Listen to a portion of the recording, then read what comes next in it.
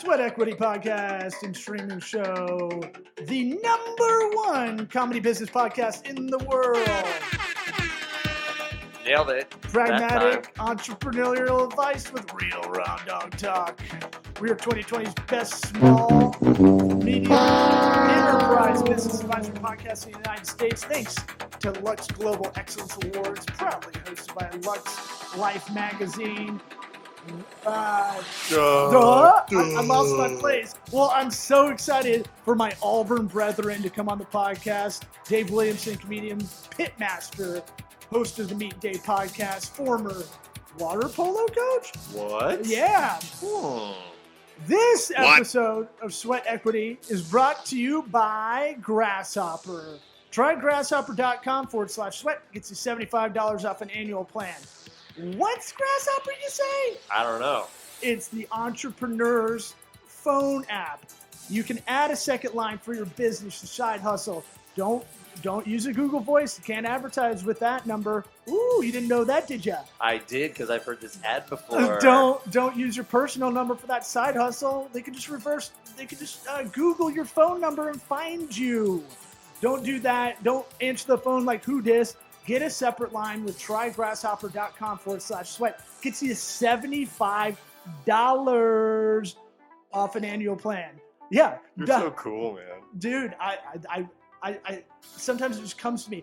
Trygrasshopper.com/sweat. Like Key Sweat gets you $75 off an annual plan. Are we ready to get this show started? Yes. Howdy, Tony. What about my sweat equity? Sweat equity. Sweat equity. My sweat equity. My sweat equity.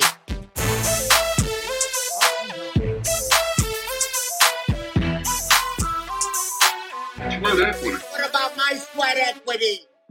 Thanks for coming on, man. I apologize I dropped the ball a few times on scheduling you to come on here. And I'm really kicking myself because you were in Auburn, I think, last Tuesday with your, I don't know what you call it, your tour trailer. Yeah, that works. My tour trailer. It's what it is. It's sitting behind me. I don't know. It's like you basically, it looks like you've taken the page out of Bert Kreischer's tour, put your face on the side, but you're not. I don't know if you have to sleep in it like he was, I guess. I definitely have been sleeping in it. That's kind of function in serving. Because when we started, this tour came together so fast, man. You know, it's like I didn't really have time to logistically, go through everything. And getting the trailer was a way to allow me to be flexible and fly by the seat of my pants. Because, I traveled pretty extensively in 2012 with my family and my wife and 2 kids. For over a year, they toured with me in a travel trailer, a lot bigger than this one. Whoa. But I just realized how flexible it made you, where if you don't know how far you're going to make it in one day, you could stop in an RV park and still have all, Wi-Fi and showers and a safe place to sleep, How old were the kids at that point?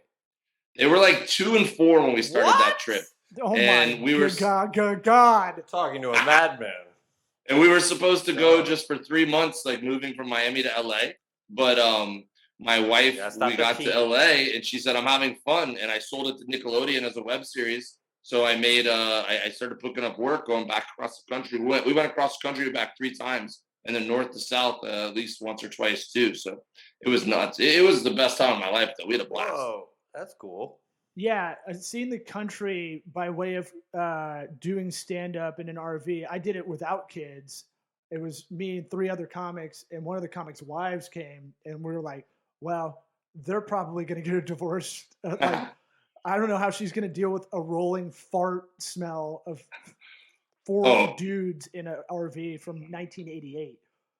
Make no mistake, man. When we started that trip, I knew it was going to go one of 2 ways, and I'm just lucky that I have a cool wife. And about 2 weeks in, I realized this is going to be a good time.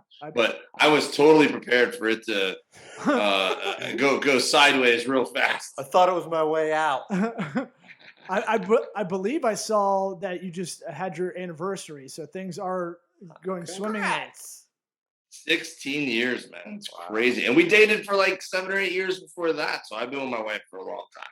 Did y'all date when you were at Auburn? Yeah, I met her at Auburn. She was a lifeguard. I was the star water polo player. You know, you've heard the story 1,000 times. Yeah, I mean, there's so many Danielle Steele grocery store novels about it. She pulled me out of the water. I got elbowed in the head. And so, did you do stand up at all?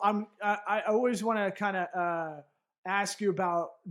You're the only other comedian I know that went there, so it's like R.I.P. Vic Henley. I think I never really knew him, but Yeah. but I find it funny because Auburn is a weird spot if you're starting to do stand up or have interest in it, because it's a fun time, but I don't think I met a Jewish person in the 4 years I was there, which, you know, they know funny. And then like, there's no club there. It's just, you know, you can drive to Atlanta an hour and a half, which is what I did to do open mics. Whoa. Yeah. I didn't start till after, but Auburn definitely played a part in me being interested in it. I would say, like, I felt like I really found myself as like as a man at Auburn, I guess, in a way. And I had a professor there named Jim McKelly, who was my great books professor.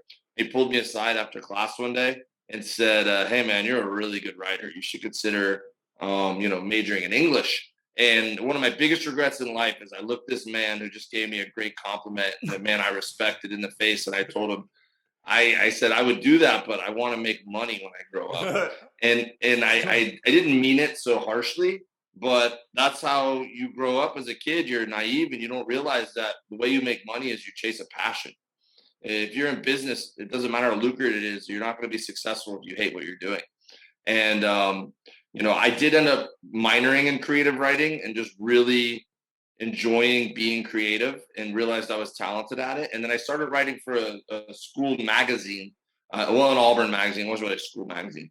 But the thing I liked to do the most was write funny articles, So I would write articles that proved the thesis I had, but I would make them funny always. I'd find a way to have some sort of, like, I did an article on tailgating, and I wanted to prove that Auburn had the greatest tailgaters in the country and the coolest, the nicest ones. So I purposely left my wallet at home and didn't have tickets to the game. And I wanted to prove that I could get fed, drunk, and into the game by the end of the day. And I just went around meeting people and writing down like who I met along the way. And, I didn't tell them what I was doing, but I just kind of like, politely, met people and told them my situation. And it was a blast, You were a grifter. I was, yeah. I was a mooch. I was such a good mooch, which really prepared me for being poor as a stand-up comic for many, many years. Still use those skills today. Yeah. I'd be remiss if I didn't throw out your dates. You've got. Are you in Mississippi right now? Or are you on your? Dude, man, you wouldn't believe. People are always like, "Oh, are you where so and so?" And I'm like, "Oh, I'm in Boston." They're like, "I thought you were just in Birmingham 2 days ago." I go, "Yeah, the driving's been aggressive." Yeah, this is a silly route. Since you were last in Birmingham last Thursday, you went to Columbus, Ohio. Then yeah, I'm in northern Indiana right now. Oh, cool, neat. And then you go to Mississippi.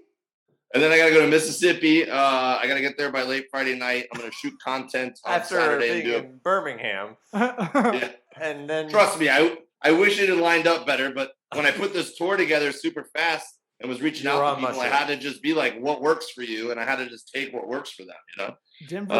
Denver, Colorado, Boulder, Colorado, Eagle, Colorado, Grand Junction, Colorado. At least you jammed those together.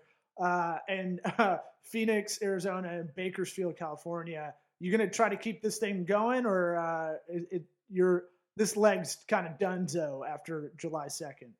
Well, so I hope to triumphantly ride back into Los Angeles on July 3rd, have a show somewhere in LA I'm trying to put together on July 3rd, which would be perfect because it's Saturday night and then 4th of July is the next day. So what better time to have a barbecue show for all my friends in LA and celebrate a successful tour.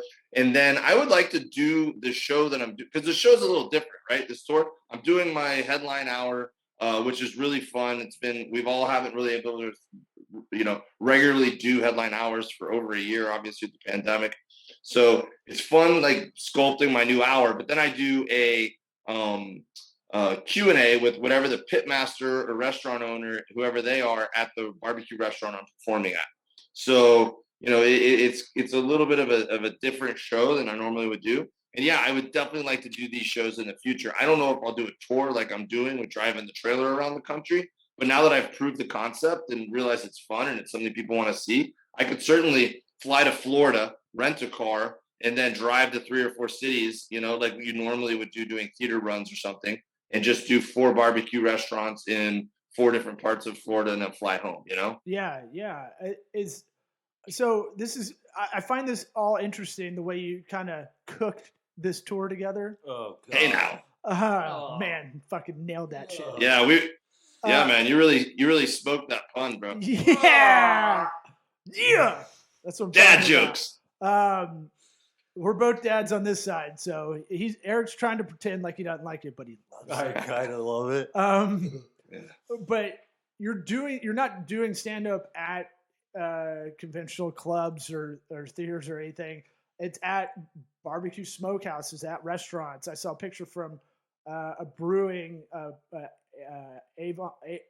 Avondale Brewing in Birmingham, right? Yeah. And it looked like it was interesting. It's I love the avant-garde style of just guerrilla style, putting this together and going, all right, I'm a good stand-up comedian, and I've got this other thing that needs to kind of merge and blend together, which is your pit mastery. Is that a word? If not, it is now. I like it. I'm buying it. And you're merging the two things together. I'm guessing, is there a strong barbecue nerd scene? Like, big time. I would say it's kind of like got to be like the brewery, like Probably one of the cooler nerd scenes, I'd say. Oh, and before I forget, we got to get you involved in the Tampa Pig Jig. Somehow, it's over in October. We'll do that off mic, but you should be involved in that if that is a bit, because it is a big barbecue festival here where Darius Rucker Hootie is. Very nice. This year. Yeah, Law, what it is, man, is that I wanted to go tour. I've had a blast leaning into the barbecue content, especially through the pandemic. I mean, I got really into it like 5 or 6 years ago, but the pandemic really ramped things up since we were all home and I had time to sit home and cook a lot. And then touring with Bert, I've been able to merge the two also because I cook when we're touring in the tour bus a lot. So the barbecue and comedy has just like naturally come together for me over the past few years. And I have built a bit of a fan base in the barbecue community. So when I knew I was getting the vaccine and I didn't have anything on my calendar till August, but I knew I'd be vaccinated by April or May, I was like, I don't want to sit in my ass. And everyone's fighting for comedy club dates right now, and there's not enough to go around. So I was like, well, how can I go, perform for people who want to see me? And the thing that made the most sense was going to barbecue restaurants. And then that way I get to help them and uplift them and give them a successful night. And some of these are on like Monday, Tuesday, Wednesday nights. So they wouldn't have been that busy on those nights. And we're creating, an event for them to where they're selling a barbecue plate to 40 or 50 people and helping also just give them visibility because we're shooting content and posting it all along the way. So it's been a blast, man. We'll definitely, whether it's touring like this or not, we'll definitely continue to merge barbecue and comedy moving forward. Yeah, no, I love it. And from selfishly from our perspective, we think there's a lane to have, kind of entrepreneurial business talk and comedy kind of mixed too, and a real dialogue where it doesn't really exist now. And so it kind of, I look at what you're doing as a kind of merging of two kind of genres, and it's working out. And there's definitely an audience there that is untapped probably for you right now. Well, it happened so organically and almost accidentally just because I didn't sit down and think like, what's something that I can put on Instagram to get attention? I literally just got hell-bent on learning barbecue and got passionate about barbecue. And then once it started getting me attention, it already made sense with my act because I'm a comic who talks about being a dad, and I'm a dude, so it just makes sense in my. I don't necessarily do jokes about barbecue in my act, but when you look at me or hear my story or hear me being very truthful on stage, That guy I'm knows sure barbecue. picture me flipping burgers For like sure. at a barbecue. Do people come up to you like they do just in general with stand up, but are they coming up to you with like barbecue nerd? Like, hey, do you have any porcelain big green egg jokes? Like very specific. People definitely are wondering whether I have some barbecue bits in my act, and I haven't. But a result of this tour is it's starting to seep in. I've written a few jokes, and I've been trying it out, and it's definitely finding its way into my act. I have tons of stories and funny quips and things like that just from doing my podcast, Meet Dave, and just knowing barbecue people. Like, there's certainly a lot to explore. But as far as turning it into actual material, that's still a work in progress. And you guys say it, if you want to do it, they do an intro like we do. Meet Dave. Yeah. That's why you do that. Yeah. But I listened. And so with Meet Dave, I feel like I was in the ideation phase. So I want to say thanks for sneaking me into Kreischer's show in the Tampa Theater a couple years ago.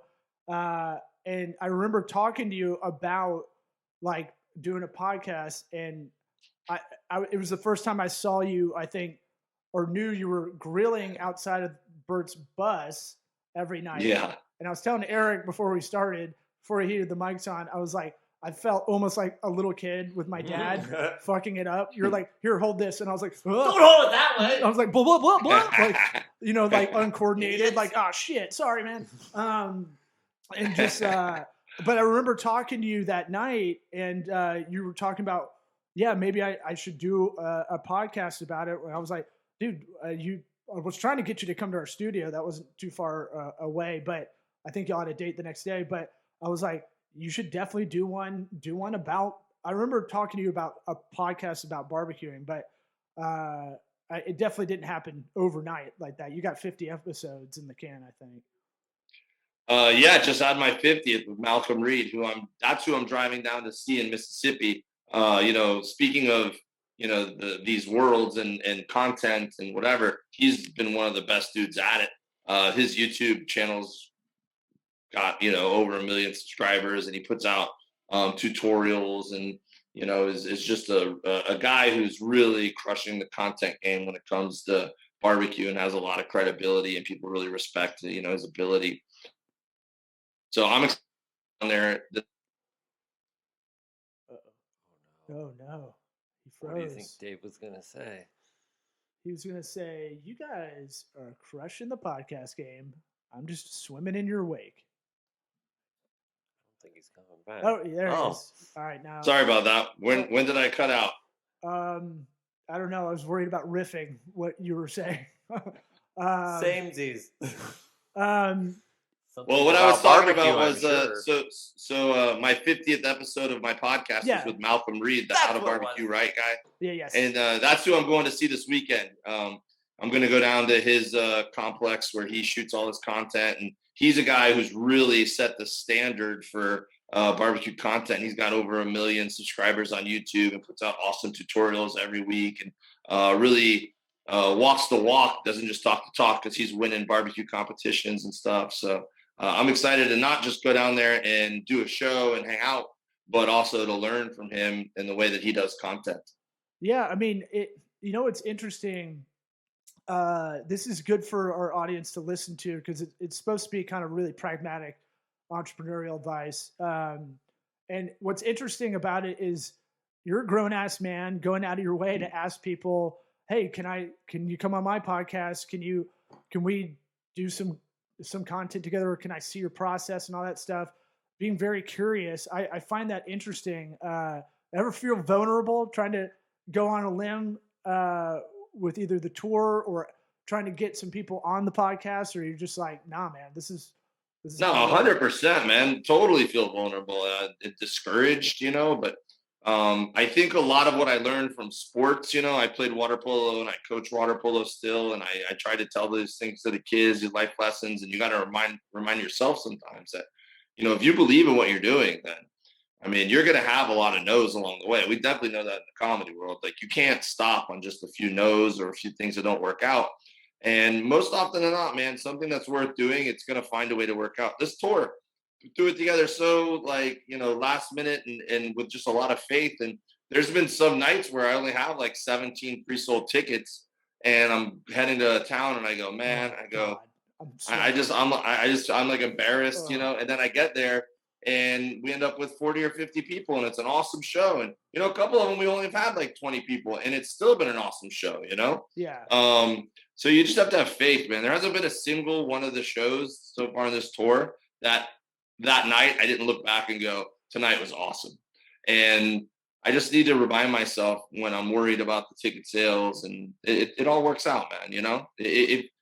Now, let's say I didn't like barbecue, let's say it was all a big sham. Let's just say I was using this just to further my career. Then if I went there and only 20 people showed up, or I didn't get like mega famous or a TV show from doing this tour, I would be really disappointed. And I'd be like, this was a waste of time. But since I'm doing it because it's something I genuinely love, and yeah, those are my goals. I want to knock it out of the park and all that other stuff.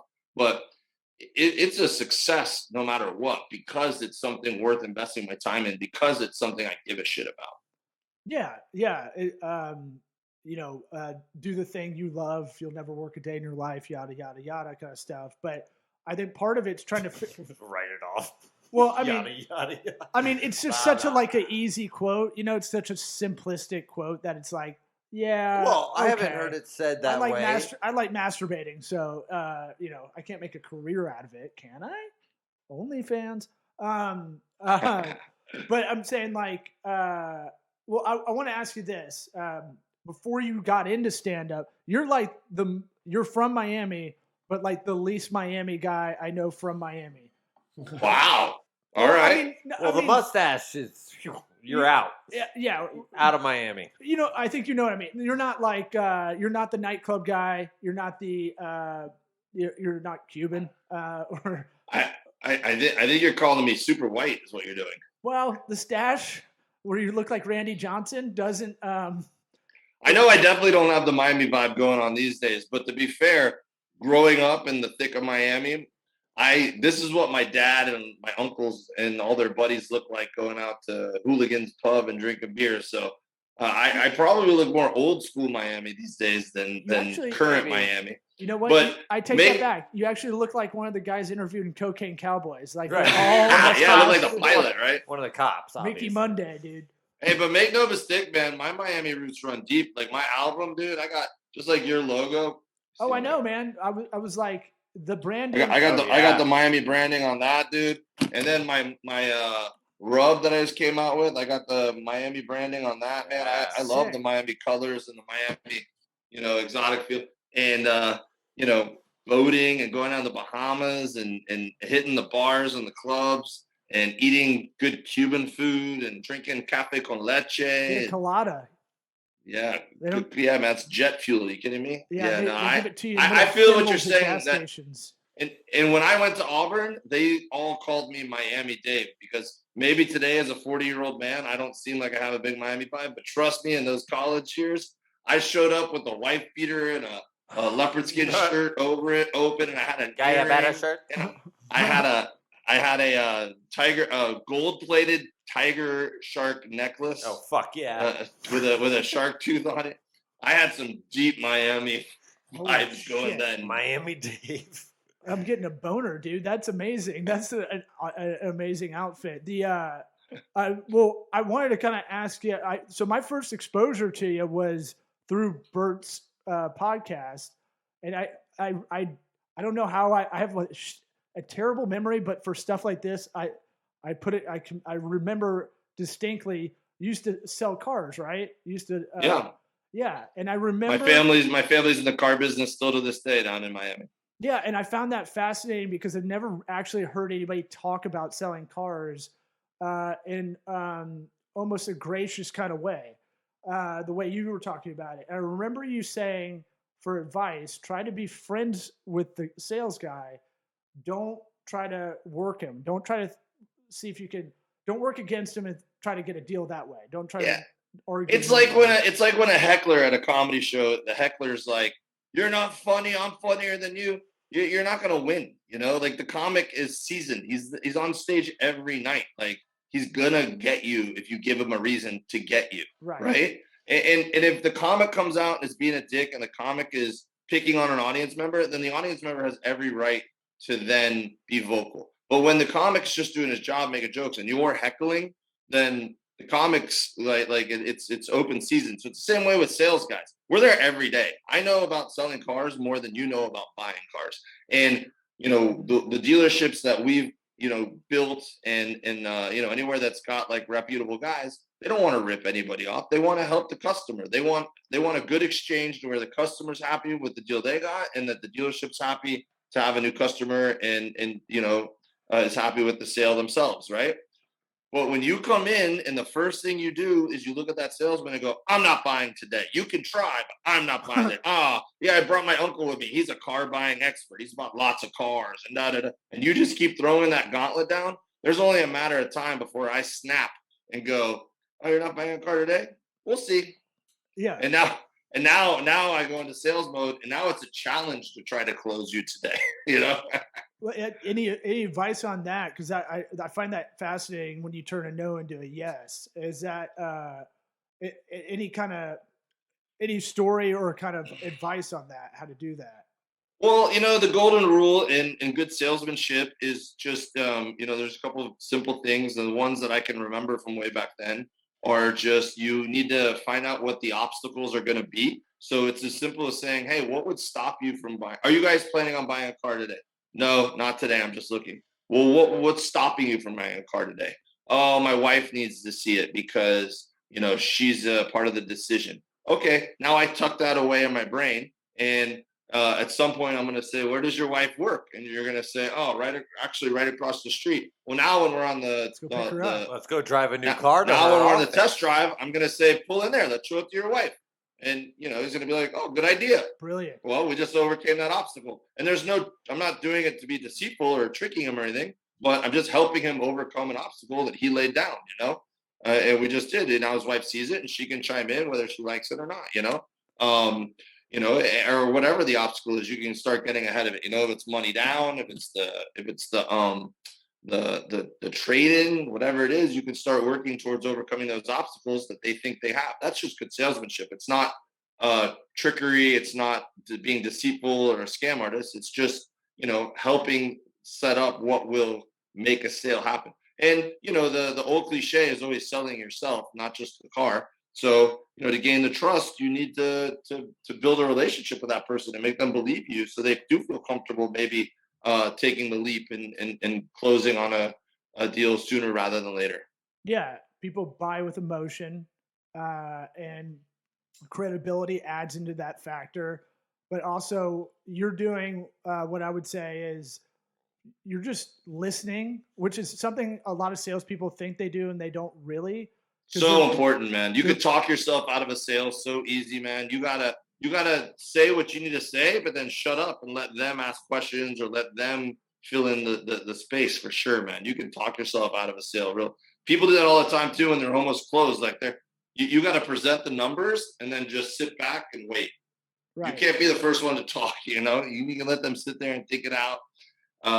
That's an old philosophical thing, right? Like you lay down the deal and the first one that moves loses kind of thing in that. Yeah. Well, and for me too, and I've taken this to a lot of different walks in life, is a lot of sales guys too, one of the most important steps is asking for the sale.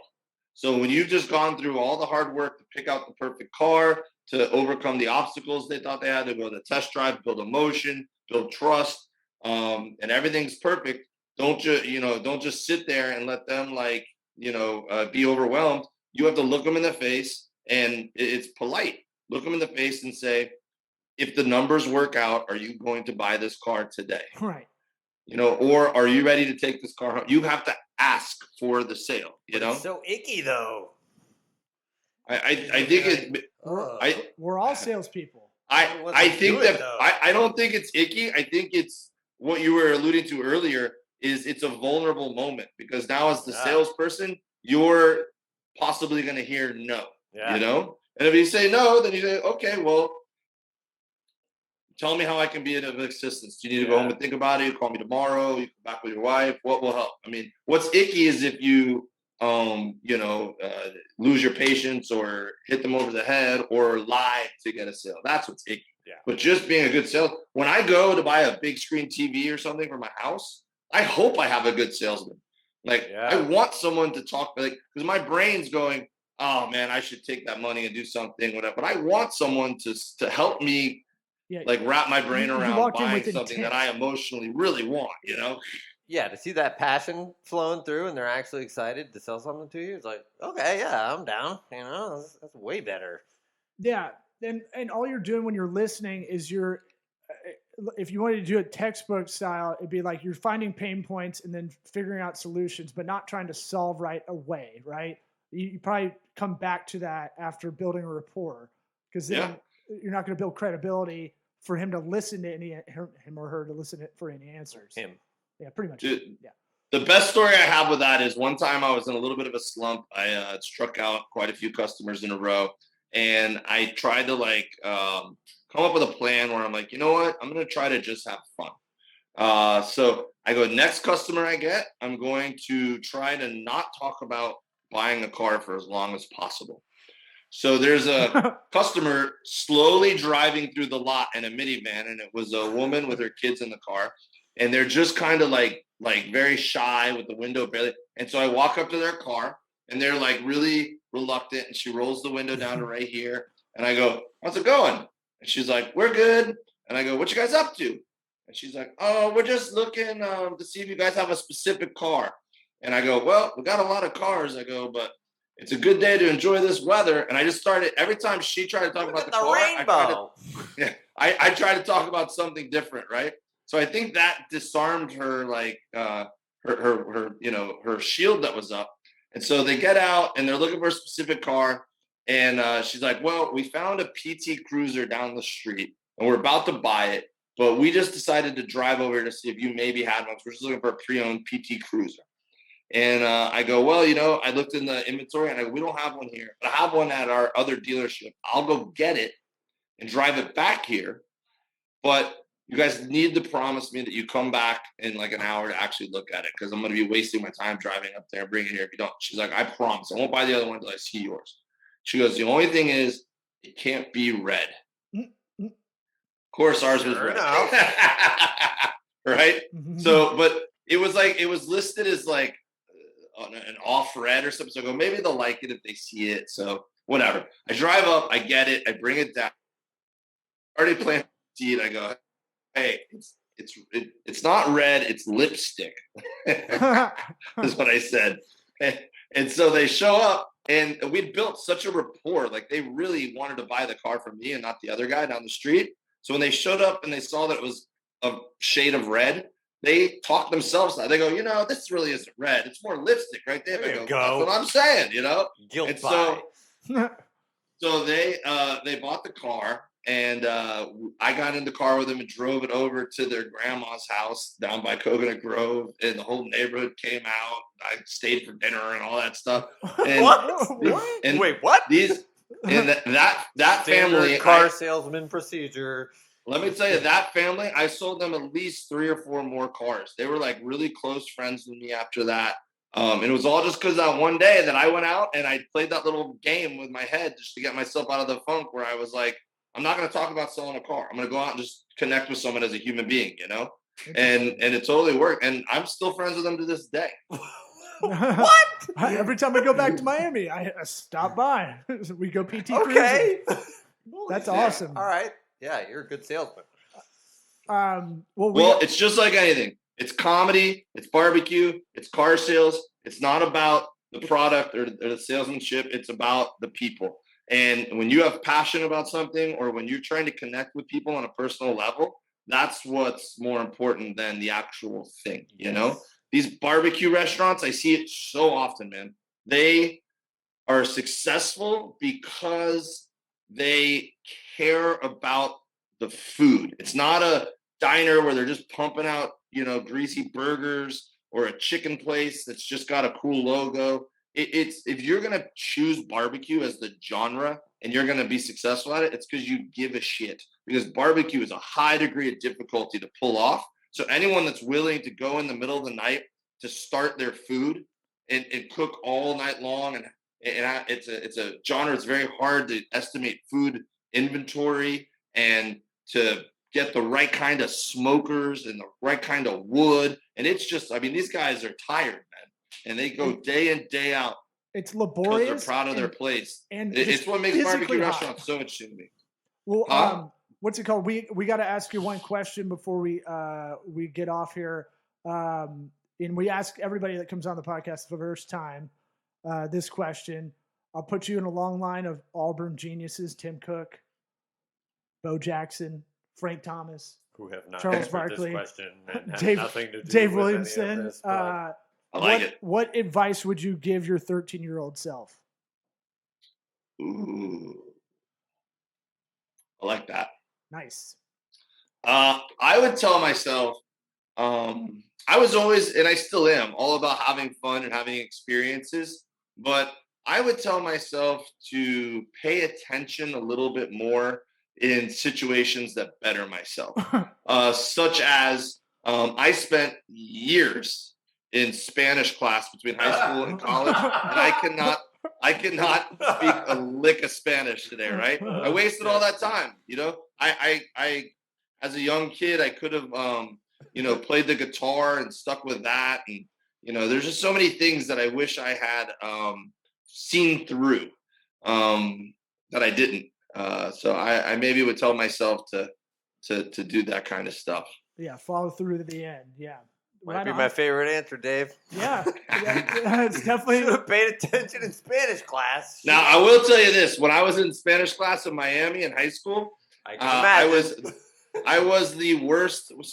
I was the biggest gringo, as Law already alluded to earlier. So I'd be in Spanish class in Miami like, de gracias un amigo, and they'd be like, oh my God, it's barely squeaking through with D's. And then I went to Auburn and I was in Spanish too, since I'd already taken a thing. And I'm like, gracias un amigo. And they're like, this kid's a whiz kid. Wow. He's a savant. Yeah. He speaks perfect Spanish. Take him to the biblioteca. Yeah. Well, right on, man. I appreciate you coming on, War Eagle, and thanks, man. I love it. Yeah. Oh, I'm tickled pink you wore that for this interview, man. I appreciate it, and we'll be cheering you on from afar. Thanks, man. If anyone wants to come out to one of these barbecue shows, like Law said, man, there's one left in Denver. I'm stopping by the Boulder Comedy Festival for a few days, but that's not my barbecue show. It's just going to be regular sets. But the comedy barbecue shows are in Denver, Eagle, Colorado, Grand Junction, Colorado, and then Phoenix at Little Miss Barbecue, which is an awesome spot, over to Bakersfield at Salty's Barbecue. And then I'm coming home to LA. And if you want to buy my all-purpose rub, you can do it at davewilliamson.com. And LA show, before I forget, Nick Hoff does that freeway comedy show on Saturday nights. So you might be able to. I've done it, man. It's awesome. He does a great job with it. That might be a good one to do. For you. Not a bad idea. All right, buddy. Not a bad idea. Appreciate it. Thanks, man. All right, man. Love you guys. Love you.